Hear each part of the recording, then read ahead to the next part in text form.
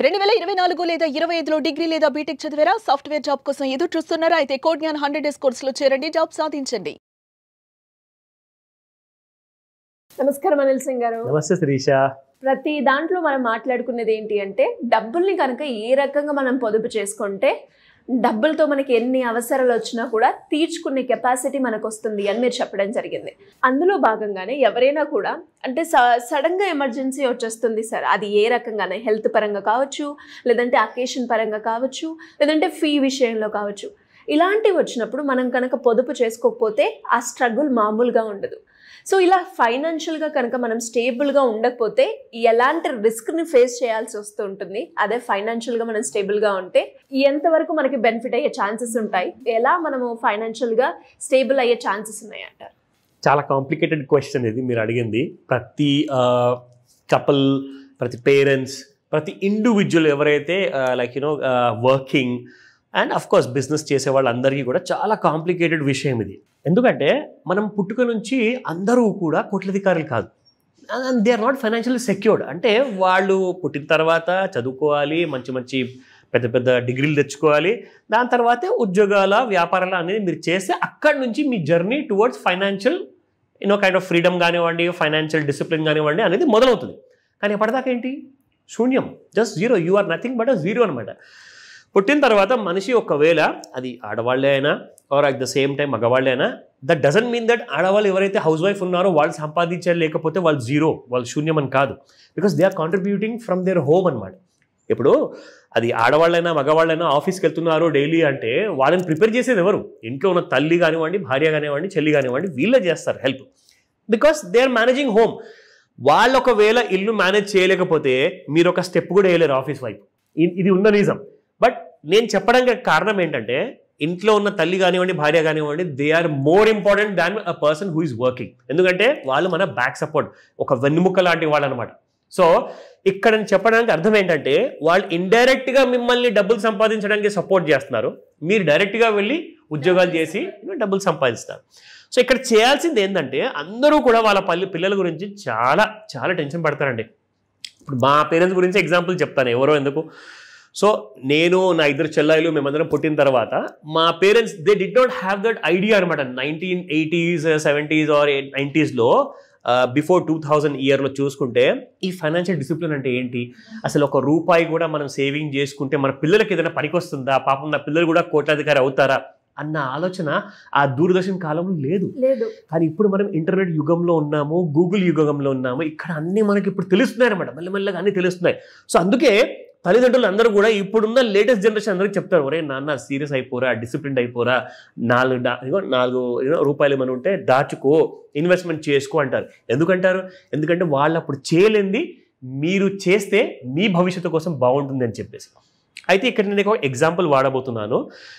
ఎవరైతే పిల్లల కోసం ప్లానింగ్ చేస్తారు కదండి పెళ్ళైన తర్వాత, బేసిక్గా ఏంటంటే ప్లానింగ్ ఏంటంటే ఒక పాపో బాబో మనకు పుడితే that family is complete family అని చెప్పేసి మన దగ్గర హిందూ కల్చర్లో మనము చాలా నమ్ముతాం అనమాట. ఇండియాలోనే అలాంటి స్ట్రాంగ్ కల్చర్ ఉంది. Maybe that is the reason why we have 140 crore plus population ఉంది. సో అందరూ కూడా తనకు పిల్లలు లేకున్నా కానీ ఇంకొకరు పిల్లలు ఉన్నారనుకోండి, ఫర్ ఎగ్జాంపుల్ బ్రదర్కో సిస్టర్కో ఉంటే వాళ్ళ గురించి కూడా వీళ్ళు ఆలోచిస్తారు, అరే వాళ్ళ కోసం మంచి బట్టలు కొనాలి, గిఫ్ట్లు కొనాలి. నేను ఒకటే మాట చెప్తాను సార్, మీరు ఈ రోజున గిఫ్ట్ కొని ఇవ్వకపోతే వాళ్ళు ఏమీ అనుకోరు. కానీ మీరు చేయాల్సిందల్లా అతి ముఖ్యమైన పని ఏంటంటే ఆ తల్లి తండ్రి ఎవరైతే ఆ పిల్లలకు ఉంటారు కదా వాళ్ళని చెప్పించేసి ఒక 1000 rupees per month మీరు పెట్టుబడి పెట్టించండి చాలు. ఎందుకంటే ఇప్పుడు ఆ పిల్లలు పుట్టిన తర్వాత వాళ్ళ కోసం స్కూల్ చదువులు, ఇంటర్, డిగ్రీ, పెద్ద పెద్ద యూనివర్సిటీలు, ఇంకా అవసరమైతే పెళ్లి టైంలో పెళ్లి ఖర్చులు ఇవన్నీ ఉంటాయి కదండి. అవన్నీ కూడా ఒక తండ్రికి తల్లికి టెన్షన్ లేకుండా మీరు ఈ రోజే చేయొచ్చు. ఈ వీడియో చూసిన వాళ్ళందరూ కూడా ప్లీజ్ దయచేసి అందరికీ మీరు పంపించుకోండి. మీ శ్రేయోభిలాషులు కానివ్వండి, మీ ఫ్యామిలీ మెంబర్స్ కానివ్వండి, మీ కొలీగ్స్ కానివ్వండి, అందరికీ పనికొచ్చే వీడియో అది. ఎందుకు చెప్తున్నానంటే పిల్లలు పుట్టక ముందు నుంచి ప్లాన్ చేస్తారనమాట. మన పిల్లలు పుడితే like we will have so and so name, so and so school, మనం సో అండ్ సో చదువులు చదివిద్దాం అని చెప్పి ముందు నుంచి ప్లానింగ్లో ఉంటారు. సరే పిల్లలు పుట్టిన తర్వాత అందరూ అన్నీ మర్చిపోతారు. ఎందుకంటే ఎవరి టెన్షన్లో వాళ్ళు ఉంటారు. ఇక్కడ ఆవిడేమో గృహిణి ఎవరైతే ఉంటారో అన్నం వండి పెట్టాలి మగడికి, అండ్ భర్త ఏమో ఆఫీస్కి వెళ్ళి జీతం సంపాదించాలి. ఈ టెన్షన్లో ఈ గొడవల్లో మీరు మర్చిపోతారు. నేను చెప్పేది ఏంటంటే ఈ వీడియో చూడంగానే మీరు ఇమ్మీడియట్గా నాకు కాల్ చేసి అడగండి, మీ ఆ డౌట్, మీ ఆ రిక్వైర్మెంట్ నేను తీరుస్తాను. ఎందుకంటే మీరు ఈ రోజు నుంచి జస్ట్ ఒక 1000 రూపాయలు నెక్స్ట్ రిటైర్మెంట్ లైఫ్ అసలు నేనే రిటైర్ అవ్వలేదు, నా పిల్లల రిటైర్మెంట్ గురించి నేను ఇప్పుడే ఆలోచించడం ఏంటి, అదే పెద్ద జోక్ కదా అనుకుంటారు. కానీ నిజంగా నేను చెప్తున్నాను, మీ పిల్లలు సంతోషంగా ఉంటేనే తల్లిదండ్రిగా మీరు సంతోషంగా ఉంటారు అందరు కూడా. అంతేనా? అఫ్కోర్స్ నేను కూడా యాజ్ అ ఫాదర్గా చెప్తున్నాను, యాజ్ అ పేరెంట్గా చెప్తున్నాను. నా పిల్లలు సెటిల్ అయితేనే కదండి నేను రాత్రికి ఒక 4 గంటలు సరిగా నిద్రపోగలుగుతాను. బికాస్ నేను వాళ్ళని పుట్టించింది వాళ్ళు సంతోషంగా ఉండాలని, వాళ్ళందరూ కూడా సక్సెస్ అవ్వాలని చెప్పేసి. సో వాళ్ళ సక్సెస్ వెనక నాది కూడా కొంచెం చిన్న శ్రమ ఉందనుకోండి, I will feel double happy అనమాట. సో మీరు చేయాల్సిందల్లా ఏంటంటే నెక్స్ట్ ఒక 50 years కోసం జస్ట్ 1000 రూపాయలు చొప్పున మీరు పెట్టుబడి పెడితే మీరు ఎంత పెడుతున్నారు అనుకున్నారు? ఎంత పెడుతున్నారు చెప్తా. I'll just tell you that మీరు పెట్టేది ఎగ్జాక్ట్లీ మీరు పెట్టేది నెక్స్ట్ 1000 రూపాయల ప్రకారంగా 20% మీరు పెట్టుకుంటూ వెళ్తే you will be investing 54 crores for your children and you will be getting 152 crores. 152 కోట్ల రూపాయలు మీ పిల్లలకి ఆటోమేటిక్గా అందుతుంది మీరు ఈ రోజున ప్లాన్ చేసినందువల్ల. జస్ట్ 1000 రూపాయలతో మీరు ప్లాన్ చేసుకుంటూ ముందుకెళ్తే. అండ్ ఇది మనం ఎక్కడ పెట్టుబడి పెట్టాలి? 150 కోట్లు మన పిల్లల కోసము, ఉద్యోగం రాకున్నా కానీ వాళ్ళు చదువులు చదువుకోకున్నా కానీ మీ పిల్లలకి ఇది భవిష్యత్తులో రెడీ ఉంటుంది. ఎందుకంటే ఎంతోమంది పేరెంట్స్ చెప్తారు, మా పిల్లలు చదువుకోలేదు సరిగ్గా, టైం ఉన్నప్పుడు డిగ్రీలు ఫెయిల్ అయ్యారు, ఇంటర్లో ఫెయిల్ అయ్యారు, 10th లోపల ఫెయిల్ అయ్యారని చెప్పేసి ఎంతోమంది పేరెంట్స్ టెన్షన్ పడే బదులు మీరు ఒకటే పని చేయండి, మీ పిల్లలకు చెప్తారా, చెప్పకుండా పెట్టుబడి పెడతారా, కానీ 1000 రూపాయలు మాత్రం ప్రతి నెల మీరు పెట్టగలుగుతారు. ఎందుకంటే అలాంటి సమయంలో మీరు చనిపోయే ముందు మీ పిల్లలకి ఈ విషయం చెప్పారనుకోండి, అదే 1000 రూపాయలు వాళ్ళు కంటిన్యూ చేసుకుంటే ఈ 150 కోట్లు వాళ్ళ చేతికి అందుతాయి ఆఫ్టర్ 50 years. అంటే వాళ్ళు హ్యాపీగా మీరు బ్రతకచ్చు అని చెప్పే ఒక దారి మాత్రం మీరు చూపించారనుకోండి, వాళ్ళు చాలా హ్యాపీగా, వాళ్ళు కొన్ని 1000 రూపాయలు చిన్న జీతంలో బ్రతికినా కానీ తర్వాత 150 కోట్లు వాళ్ళ చేతికి వచ్చిన తర్వాత they can easily live their happily life. ఎందుకంటే జీవితాంతం మొత్తం అందరూ కష్టపడుతున్నారండి. ఇప్పుడు మా ఫాదర్ కానివ్వండి, మా పేరెంట్స్ కానివ్వండి అలాంటి ప్లానింగ్ చేయలేదు కాబట్టి we don't have 150 crores. But అదే ఒకవేళ నేను నా పిల్లల కోసం కరెక్ట్గా నేను 20 సంవత్సరాల ముందు నేను చేసుకుంటే నా పిల్లలు కూడా కనీసము కోటాధికారి అయ్యేవారేమో. సో నేను కొంచెం లేట్గా అయినా కానీ నేను ప్లానింగ్ చేశాను. బట్ ఈ ఐడియాస్ అన్నీ కూడా మీకు ఎంత తొందరగా వస్తే మీరే సేఫ్గా ఉంటారు. నా ఇది ఎక్కడ పెట్టుబడి పెట్టాలి, ఎలా పెట్టాలి, ఇది చాలా పెద్ద ఛాలెంజ్ అండి. ఎందుకంటే అందరు ఏమంటారంటే, సార్ నేను అంత పెద్ద చదువులు చదువుకోలేదు, నాకు ఫైనాన్షియల్ నాలెడ్జ్ లేదు అంటారు. సో మీరు ఏం చేయాలి తెలుసా? సింపుల్గా మీకు ఏదైతే జ్వరం వచ్చినప్పుడు తగ్గనప్పుడు రెగ్యులర్గా అది మళ్ళీ ఫీవర్ హైగా అవుతుందంటే మీరు డాక్టర్ దగ్గరికి వెళ్తారు. అలాగే మీకు కావాల్సిన వెల్త్ కూడా కావాలి అనుకుంటే ఒక ఫైనాన్షియల్ కోర్స్ దగ్గరికి వెళ్ళండి. మీరు ఒక చార్టర్డ్ అకౌంటెంట్ కానివ్వండి, నా దగ్గర కానివ్వండి, ఇంకొకరి దగ్గర కానివ్వండి, కానీ వెళ్ళండి.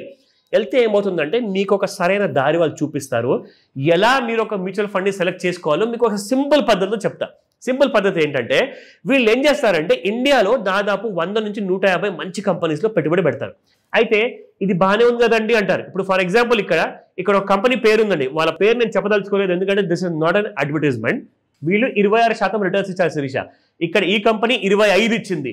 సో 21 ఇస్తే అందరు ఏమంటారంటే, సార్ వీళ్ళు చాలా బాగా ఇచ్చారు కదా, అందులోనే పెట్టుబడి పెడతాం కదా అంటారు. That is cannot be correct. ఎందుకంటే past is not the guarantee for future returns.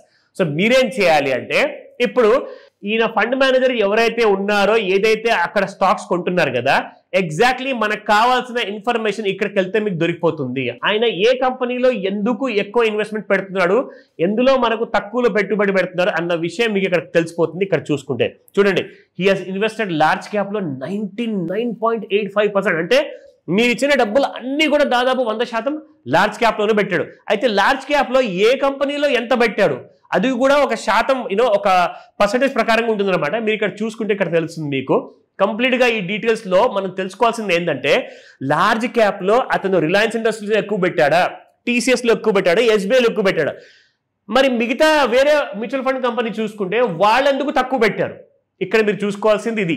So ముఖ్యంగా మనకు కావాల్సింది ఏంటంటే, ఇతను కూడా 99.91% మొత్తం ఈక్విటీలో పెట్టాడు. కానీ ఇతను ఏం చేశాడంటే లార్జ్ క్యాప్ లో ఓన్లీ 8% మాత్రమే పెట్టాడు.